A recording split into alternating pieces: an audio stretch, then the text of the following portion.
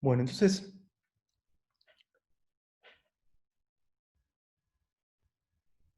pasamos varias clases hablando de materiales conductores, ¿no? Son estos materiales que tienen, como decíamos, electrones en sus átomos que están ligados débilmente a los átomos. Entonces, un campo eléctrico los puede mover, los puede desplazar, y de hecho se pueden mover libremente, ¿no? De un átomo a otro del sólido. Y lo que respecta a esta materia, vamos a ver dos tipos de materiales en relación a sus propiedades electrostáticas. Uno son los conductores y los otros son los aisladores, que también los vamos a llamar dieléctricos, ¿sí? Se usa alternativamente la nomenclatura. Entonces, mientras que en los conductores tenemos estos electrones que se pueden mover de acá para allá, ¿sí? Sin problema, en los aisladores, los portadores de carga, o los electrones en general, en los materiales, digamos, más usuales, solo pueden moverse muy pequeñas distancias desde su posición en los átomos que les corresponde, ¿sí? O sea, están más fuertemente ligados a los átomos y por lo tanto los campos no se los arrancan, no pueden hacer que salten de un átomo a otro o de una molécula a otra. Entonces, tampoco es que están completamente clavados, ¿no? Simplemente que sus desplazamientos están como confinados al entorno o a las cercanías del átomo o de la molécula a la que pertenecen. Ahora, uno podría decir, bueno, entonces, listo, se acabó, ¿no? Estos materiales no van a tener mucho interés desde el punto de vista de sus propiedades eléctricas, porque no se pueden ni mover los electrones, entonces aplicar un campo no va a generar ningún tipo de cambio, ¿no? en estos materiales. Sin embargo, esto no es así, ¿sí? Son materiales muy interesantes también, y les vamos a dedicar las próximas dos clases a este tipo de materiales que los vamos a llamar dieléctricos, como decía. Vamos a ver que por más que los electrones no son libres de moverse a su antojo, por el material va a haber como lugar a comportamientos más complejos quizás, en presencia de campos y de otras cargas en las cercanías. Entonces, lo primero que vamos a hacer, vamos a tener un enfoque bastante fenomenológico, ¿sí? Para primero tratar de entender qué es lo que puede hacer un campo eléctrico en estos materiales. Entonces vamos a considerar dos mecanismos como modelos, si quieren, del tipo de cosas que pueden pasar. Eso es lo primero que vamos a hacer. Y el primero de esos mecanismos es la inducción dipolar, ¿sí? La inducción de dipolos en presencia de campo eléctrico. Entonces, para eso eh, un buen modelo es pensar en un átomo, ¿sí? Y lo podemos imaginar, si quieren, como un núcleo con carga positiva, más pesado y con más inercia y menos fácil de mover, si quieren, rodeado por una nube de los electrones ¿no? que están dando vueltas alrededor de este núcleo, una nube de carga negativa. De manera que la carga neta de este átomo es cero, ¿sí? No tiene una carga extra. Entonces uno de manera inocente podría decir, bueno, un campo eléctrico, entonces si la carga total de este objeto es nula, campo eléctrico no lo va a afectar, ¿no? Pero si lo consideramos con más detalle, vamos a ver que en realidad la fuerza que aparece en presencia de un campo eléctrico va a tener sentidos opuestos, ¿no? Para la nube de cargas negativa y para el núcleo de cargas positivo.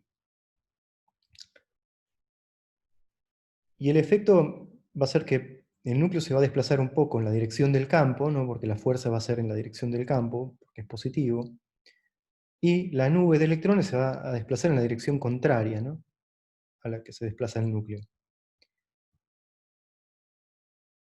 Ahora, si el campo no es demasiado intenso, porque uno puede pensar en un campo suficientemente fuerte como para arrancar la nube de electrones, ¿no? Y ionizar el átomo. Pero si pensamos en campos más moderados, que no rompan la integridad del átomo, entonces esta configuración va a alcanzar un equilibrio cuando la fuerza que ejerce la carga positiva del núcleo sobre la carga negativa, ¿no? De la nube de electrones compense a la fuerza que está ejerciendo el campo eléctrico externo.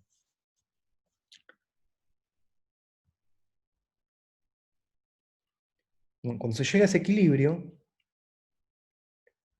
la nube va a estar desplazada de su centro, ¿no? Ya no va a ser concéntrica con el núcleo. Entonces el resultado es que el átomo va a tener ahora lo que llamamos un momento dipolar, ¿no? Que usábamos la letra P. Es decir, en presencia del campo eléctrico se ha inducido un dipolo, se ha convertido en un dipolo. O está polarizado, ¿sí? Se dice también.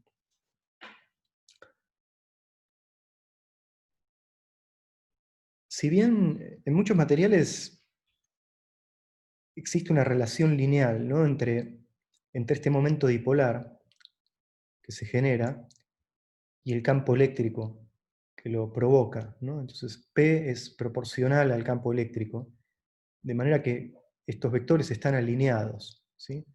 Muchos materiales tienen esta propiedad. A propósito, esta constante se llama polarizabilidad, ¿sí? La constante alfa que vincula el momento dipolar inducido con el campo eléctrico externo. Ahora, muchas otras veces en realidad las moléculas no tienen una simetría como la que dibujamos acá, una simetría esférica y que le dé lo mismo, ¿sí? Un campo en cualquiera de las direcciones que yo lo aplique. Muchas moléculas, sobre todo, tienen una simetría, o no tienen simetría, o tienen alguna simetría que no es la esférica, como esta, por ejemplo, la del CO2, ¿sí?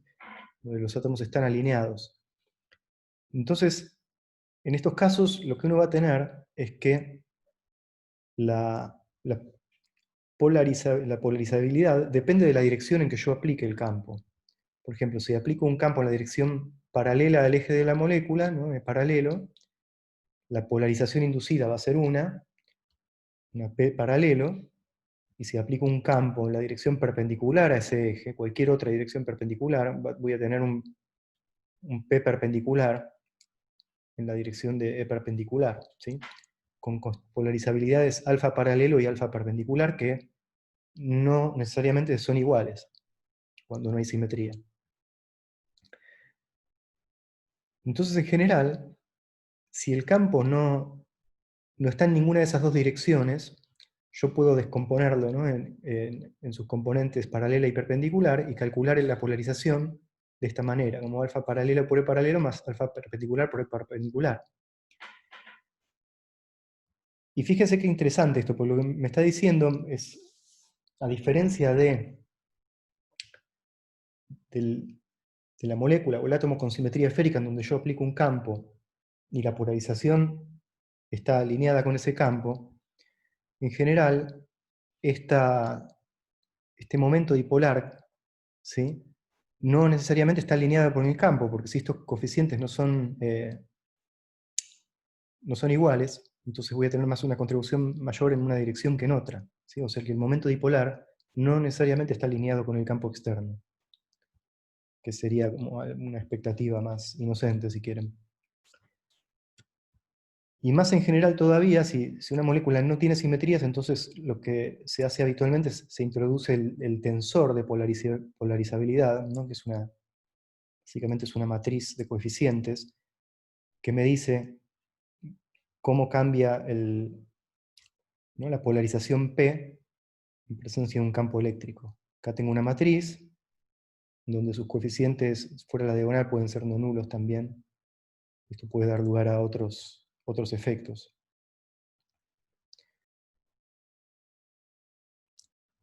Bien, en esta materia, esto lo menciono más que nada como cultura general, si quieren, porque en esta materia no nos vamos a meter mucho con este tipo de situaciones. La mayor parte de las veces, en realidad, los ejercicios que hagan van a estar en esta situación, si mal no recuerdo la práctica. Ahora, mencioné dos mecanismos, ¿no?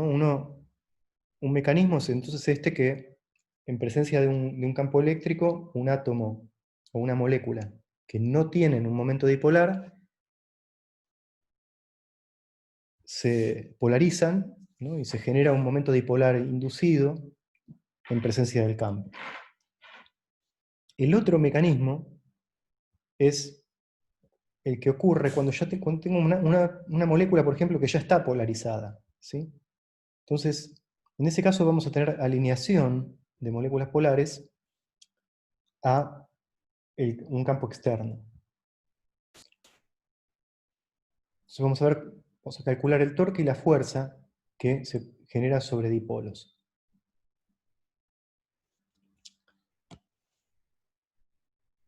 Entonces, ¿qué pasa cuando tenemos una molécula polar? Por ejemplo, la molécula de agua, ¿no? Es una molécula polar, tiene un momento dipolar porque los hidrógenos están ubicados de manera no simétrica con respecto al oxígeno, ¿no?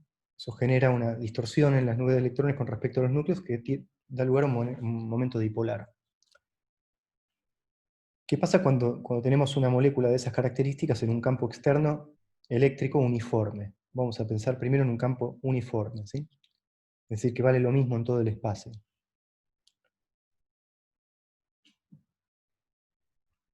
Una molécula dipolar tiene un momento dipolar intrínseco, ¿no? Un P que uno podría medir o calcular.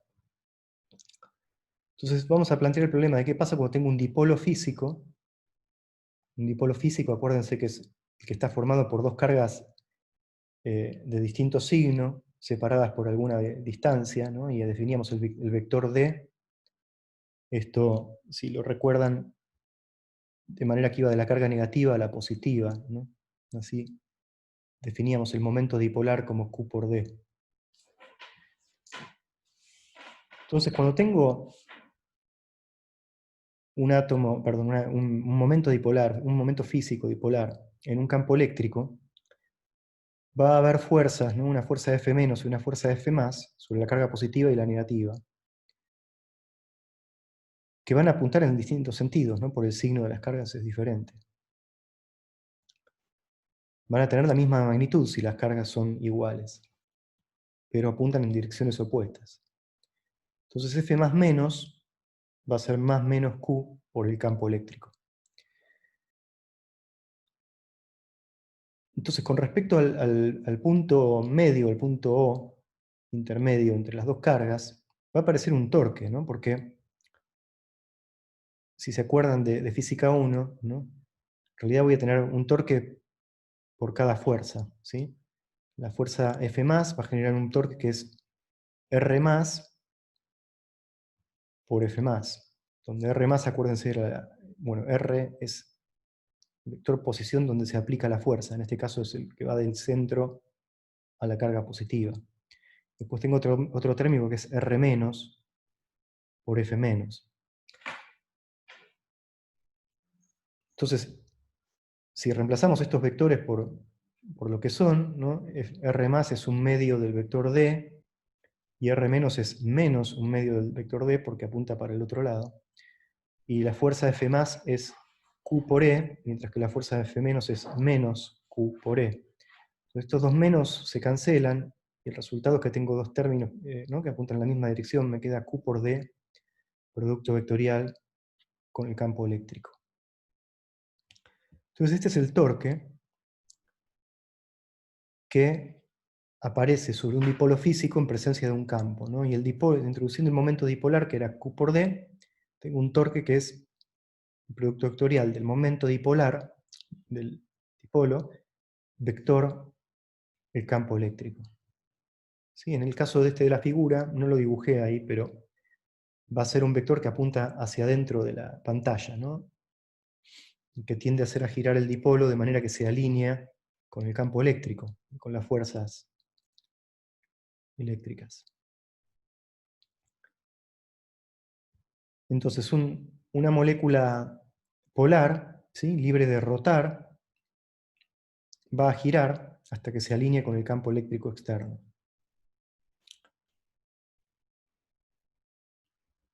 Por ahí este es un buen momento para hacer una pausa si tienen preguntas. A ver si hay alguna pregunta en el chat. No.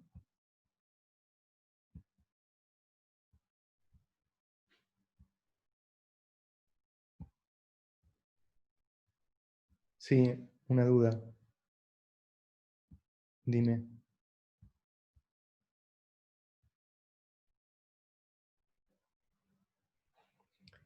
Bien, acordate que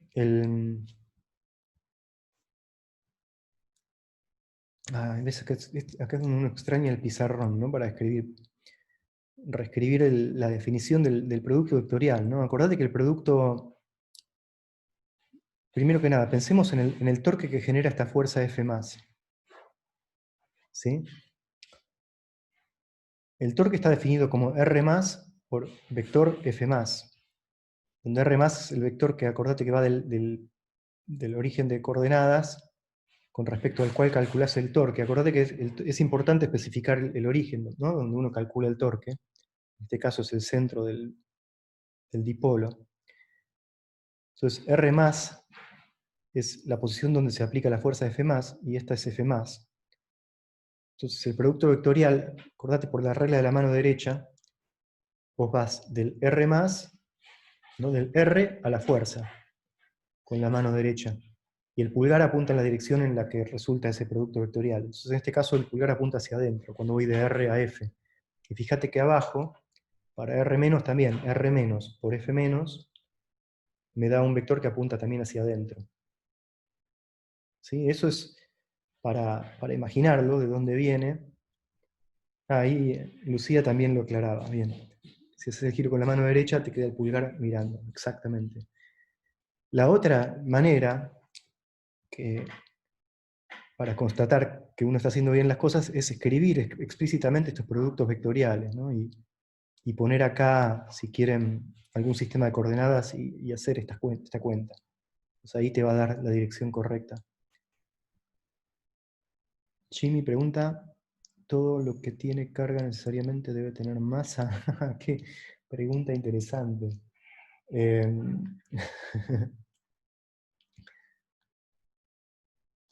Necesariamente.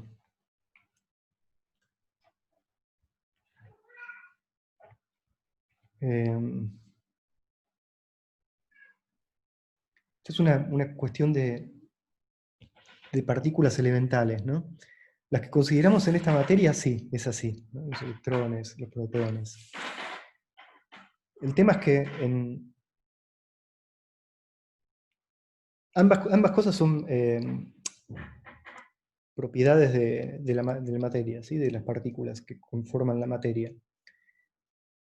pero que describen interacciones diferentes. Entonces,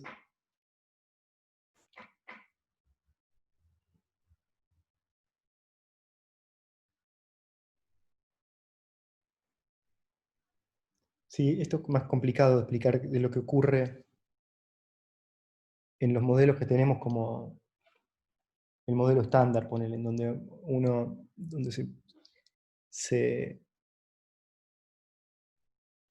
hay otras interacciones que otorgan inercia, ¿no?, que otorgan masa.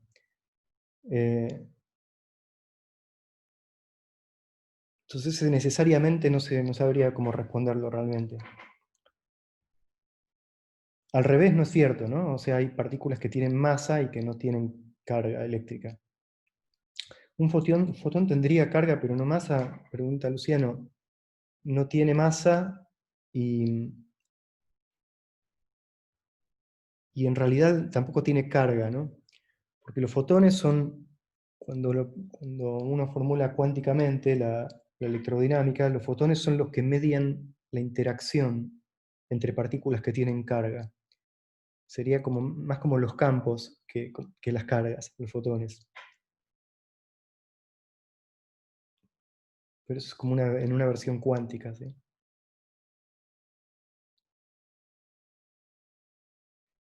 Bien.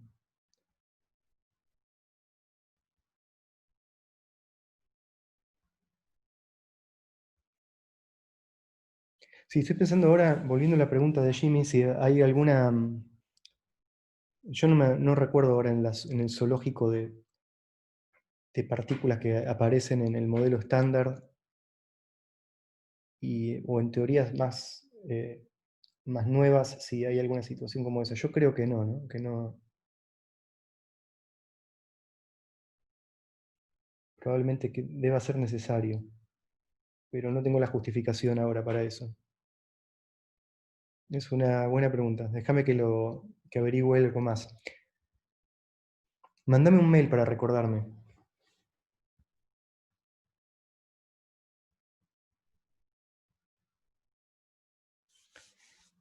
Es que la luz no se ve afectada por un campo eléctrico. En realidad la luz es como si fuera el campo eléctrico, en realidad. Es lo que transmite el campo eléctrico, los fotones. Sí se ven afectados por campos gravitatorios, por ejemplo. Pero esa es otra historia.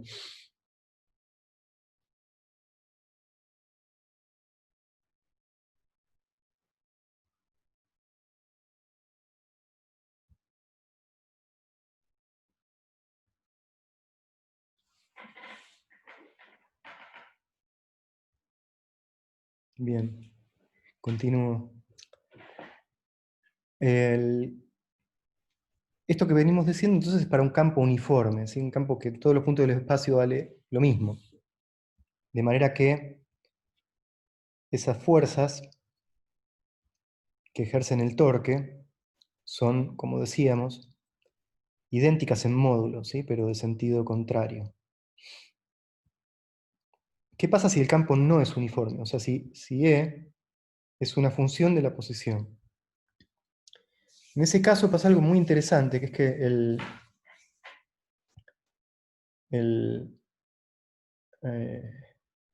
¿cómo se dice?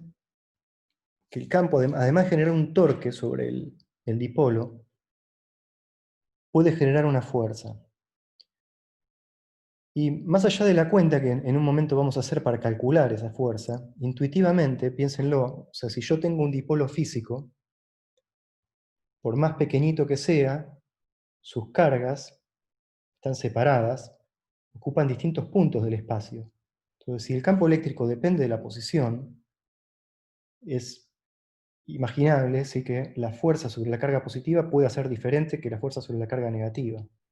¿Sí? ¿Va a depender de qué? Va a depender de la separación y de qué tan rápido varía el campo en esa dirección, entre las cargas. ¿Sí? Si hay una variación muy rápida del campo, entonces las fuerzas F más y F menos, que van a ser Q por E sub más, menos Q por la carga por E sub menos, donde E sub más y E sub menos son los campos en las posiciones de estas dos cargas, me va factorizando Q, me da algo que es proporcional a E más menos E menos, ¿sí? Que vamos a llamarlo delta E. A diferencia del campo, el vector campo, digamos, entre la posición donde está la carga positiva y la carga negativa.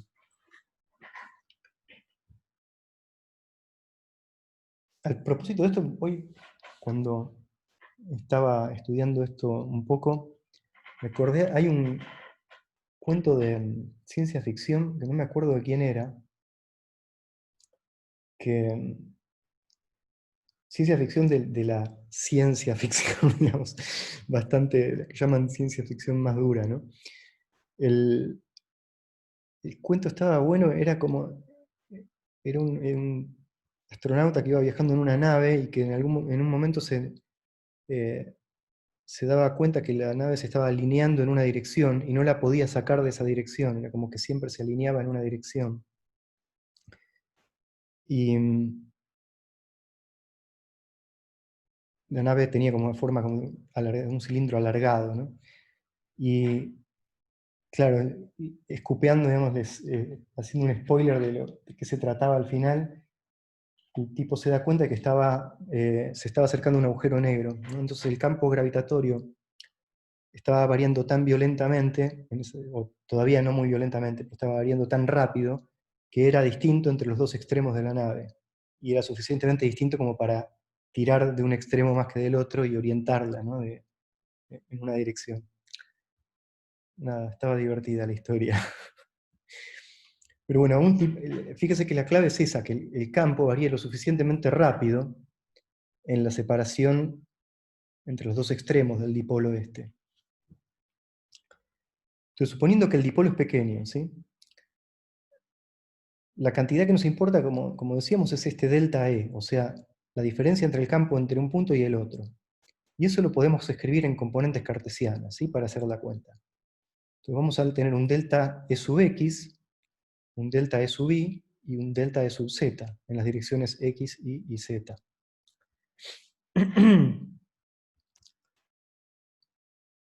Ahora, si el dipolo es pequeño, entonces la distancia entre estos dos puntos es suficientemente pequeña, podemos escribirla, ¿sí? Como un diferencial a esta delta E.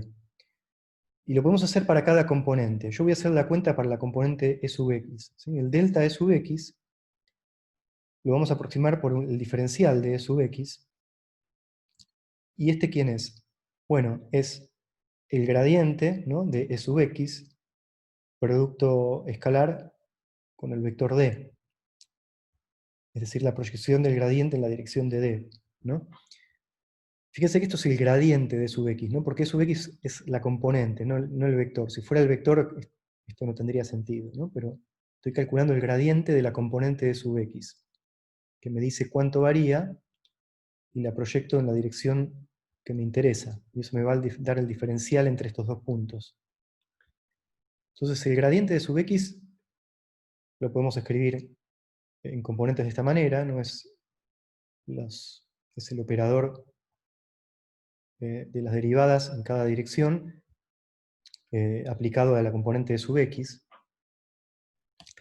de manera que el diferencial de sub x es ese gradiente escalar el vector d, escrito también acá en componentes. Entonces, cuando hacemos este producto escalar, solo sobreviven ¿no? Los productos escalares de x con x, y con y versor, y z versor con z versor. Los demás, los cruzados, como son perpendiculares, se anulan. Entonces me queda solo la suma de estos tres términos, que es d sub x por la derivada de e sub x con respecto a x, más d sub y por la derivada de e sub y con respecto a y, y acá me equivoco, perdón, mandé cualquiera. Estoy derivando la componente x, o sea que está bien.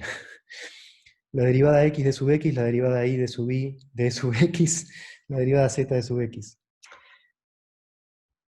Después tengo un diferencial de e sub y también, ¿no? Que no lo estoy mostrando acá. Entonces el diferencial de e sub x es, fíjense, lo puedo escribir como el producto escalar de d por el operador nabla aplicado a e sub x. ¿Sí? Si factorizo e sub x afuera de todo esto, lo que me queda es este producto escalar de d por el operador nabla. Entonces las otras componentes tienen expresiones similares. Entonces el delta E me queda d por nabla aplicado de sub x en la dirección de x versor, más d por nabla aplicado de sub y en la dirección de y versor, y así. Entonces, sacando factor común, el operador afuera, me queda d por nabla aplicado al vector E, ¿sí? El campo eléctrico.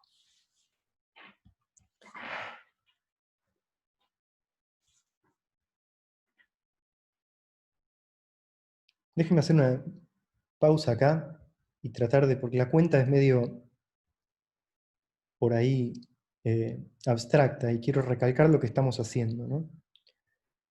Lo que estamos diciendo es, si el campo eléctrico no es uniforme, entonces E sub más aplicado a la carga más va a ser distinto que E sub menos aplicado a la carga Q menos, ¿sí? Fíjense que acá es distinto al punto de que apunta en diferentes direcciones, por ejemplo, y es un poco diferente en módulo, ¿no? En el dibujo. Ahora, ¿qué tan distinto va a ser? Eso va a depender de, esencialmente, la derivada del campo en la dirección en la que yo me estoy moviendo, ¿sí? Entonces lo que estamos tratando de hacer es reescribir eso en función del momento dipolar, que va a aparecer en un instante, ¿sí? Por ahora lo que conseguimos es esto,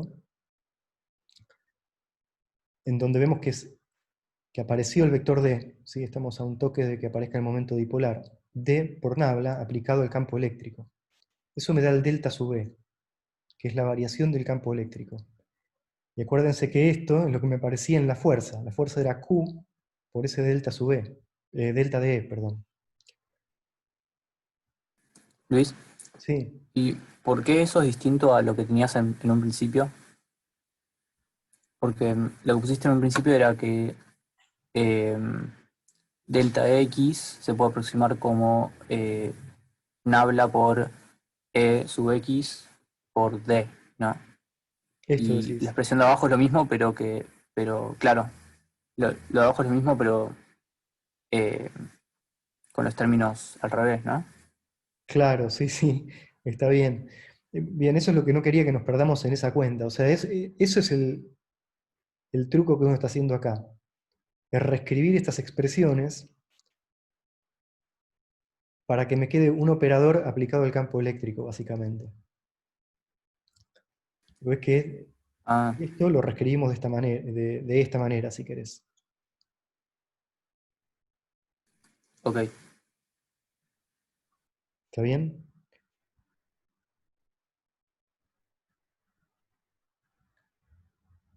Entonces, este operador D por nabla lo que hace es proyectar la derivada en la dirección de D, esencialmente, ¿no?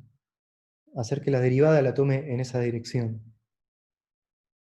Entonces la fuerza, que es Q por el delta E, me faltó quizás escribir un paso intermedio, pero es Q por delta E, el Q lo multiplicamos al D, y eso nos conforma un P, que es el momento dipolar. Entonces la fuerza sobre el dipolo va a ser P por nabla aplicado al campo eléctrico, ¿sí?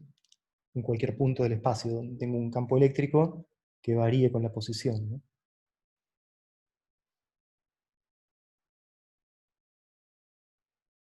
Bien, acá eh,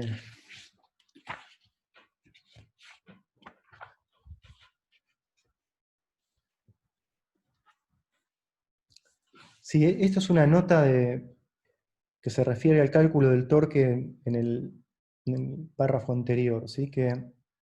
Ahora creo que hay alguien esperando. Ahí va.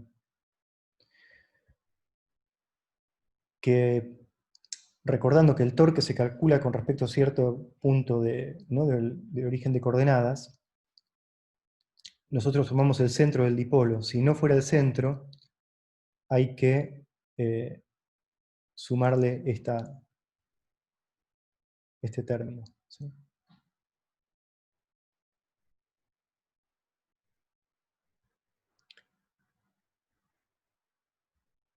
Bien, acá llegamos un poco a donde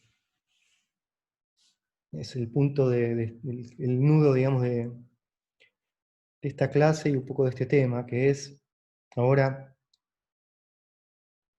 ¿qué quiere decir todo esto cuando uno piensa en un material? ¿Sí? Entonces, estos materiales dieléctricos, ¿cómo reaccionan en presencia de un campo eléctrico? Y lo que vimos hasta ahora es que un campo eléctrico puede generar dos tipos de efectos sobre átomos y moléculas. El primer efecto podría ser la inducción de un momento dipolar, ¿sí? A una molécula o un átomo que no lo tenía. Y el segundo es la alineación de un dipolo que es un dipolo permanente, ya como la molécula de agua, en la dirección del campo eléctrico, ¿sí? Entonces, ¿qué pasa ahora si tenemos un material hecho por átomos y moléculas de un tipo o del otro, ¿sí? Y lo colocamos en un campo eléctrico? Entonces, una posibilidad, por ejemplo, es que el material esté compuesto por átomos que son neutros o moléculas no polares, ¿sí? y que al aplicar el campo eléctrico entonces se induzcan dipolos dentro del material. Cada átomo o cada molécula que lo compone va a inducir un dipolo alineado con el campo externo, ¿sí?, que estamos aplicando. En todo el material, estos dipolitos atómicos van a estar alineados con el campo. Por otro lado, si tenemos un material que esté hecho con moléculas inherentemente polares, ¿sí?, moléculas que son dipolos permanentes, todas estas moléculas que componen el material se van a alinear con el campo externo, ¿sí?, por estas torques que vimos hace un momento. Ahora, en un caso, tanto en un caso como en el otro, fíjense que el resultado, al final del día, es el mismo. ¿Qué es? Que hay un montón de dipolos microscópicos, ¿sí?, de resolución atómica, si quieren, o molecular, alineados con el campo externo. Entonces se dice que macroscópicamente, ¿no?, el material dieléctrico está polarizado en presencia de un campo eléctrico, ¿sí?, ya sea porque no tenía dipolos y se indujeron, o porque tenía dipolos que apuntaban para cualquier lado y se alinearon al poner un campo. En ambos casos lo que tenemos son dipolos alineados, y eso es un material polarizado, ¿sí? Entonces, es muy útil pensar de manera macroscópica y definir una cantidad que vamos a llamar momento dipolar por unidad de volumen, y que lo vamos a escribir con una P mayúscula, es un vector, ¿sí? Este momento dipolar por unidad de volumen va a ser una densidad de polarización, ¿no?, porque está dividido por un volumen, es una densidad volumétrica de polarización. Y esencialmente, ¿qué es? Bueno, si se imaginan el material dieléctrico, imagínense un pequeño volumen donde uno promedia los momentos dipolares de todos los dipolitos que hay allá adentro, ¿sí?, y los divide por el volumen. Suma todos los momentos dipolares y los divide por el volumen. Eso es lo que define este momento dipolar por unidad de volumen P grande, ¿sí?, que también se le llama polarización y punto a este vector. Pero lo que significa físicamente es esto, es un momento dipolar volumétrico.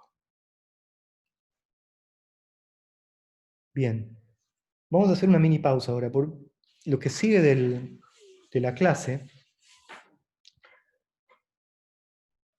nos vamos a olvidar, ¿sí?, por un rato, de cómo se produce la polarización de un dieléctrico. O sea, ¿cómo se produjo? Había un conductor cargado cerca, eran moléculas polares que se alinearon con un campo eléctrico que yo puse, ¿no?